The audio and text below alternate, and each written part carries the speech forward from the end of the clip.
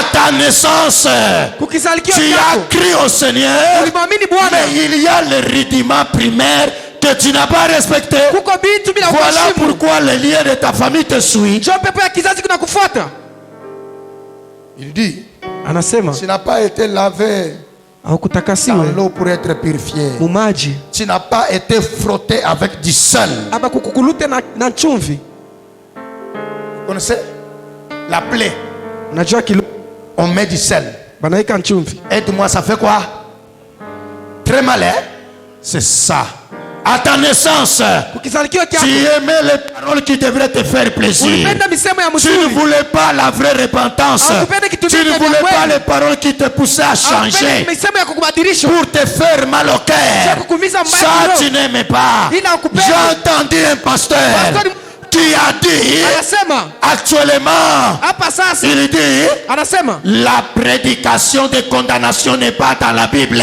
Je lui dis maintenant, à la naissance des membres de son église, tu ne veux pas être condamné.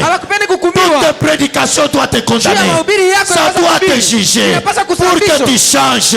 Si la prédication te caresse, tu ne changeras pas. Tu ne seras pas une nouvelle personne. Change. Est-ce que ça va? Et j'ai crié, toute prédication doit te condamner. Prédication te rapasha kukukumu. Si tu entres dans une église où on te caresse dans le cœur,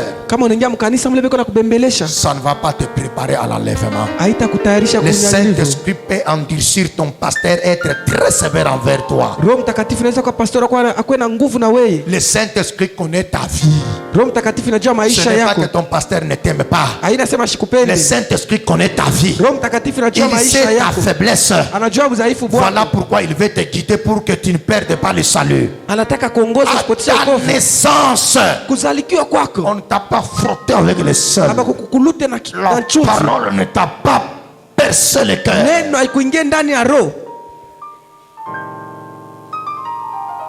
Conséquence de tout ça à ta naissance, n'est-ce pas? Conséquence maintenant, c'est le verset 44. Écris vite et on parle. Il nous reste juste 10 minutes, on termine. Papa, ne lisez pas, écrivez, vous allez lire. Conséquence, lorsque à ta naissance, on ne t'a pas lavé, on ne t'a pas frotté. Conséquence, c'est quoi? 44 à 46. La Bible dit, voici, tous ceux qui disent des proverbes t'accompliront ces proverbes. Telle mère, telle fille. Tu ne savais pas que cette expression était dans la Bible.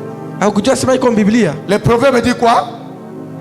Telle mère, telle fille. L'hérédité. Ta mère était impolie. Il insultait même sa belle famille. Toi, tu n'auras aucun respect à la belle famille. Et maintenant, si tu es tombé dans une belle famille où il y a les vrais Kassaïens, telle mère, telle fille, et tu n'auras pas une bonne vie dans ton mariage. Tu dois couper à partir d'aujourd'hui tous les liens hérédités dans ma famille Satan. Tu n'as pas dit amen, c'est ce qui m'étonne. Ta mère, on ne l'a pas épousée. C'était, on l'a engrossée, elle est venue au mariage. Toi aussi, on risque de ne pas t'épouser. C'est un lien de la famille. Ta mère était morte par césarienne. Quand tu veux aller mettre au monde, tu as peur si césarienne va t'emporter. Coupe ce lien-là héréditaire. Coupe ça.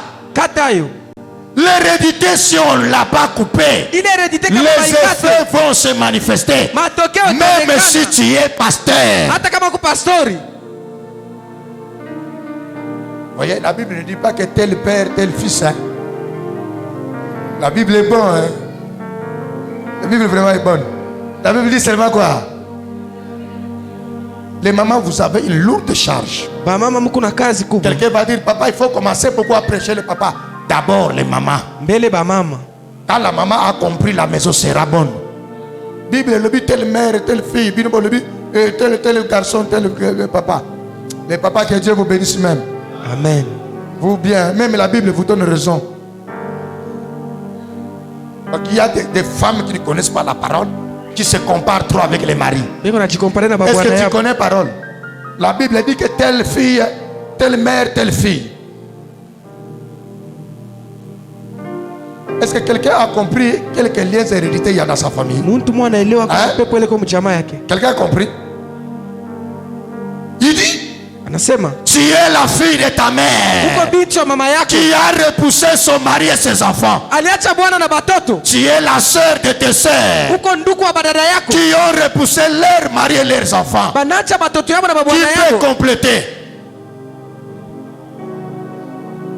Je répète.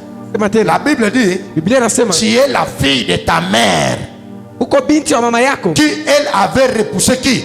Son mari et ses enfants. Tu es la sœur de tes sœurs. Elles aussi ont repoussé leur mari et leurs enfants. Qui peut compléter? C'est normal que toi aussi tu repousses ton mari et tes enfants.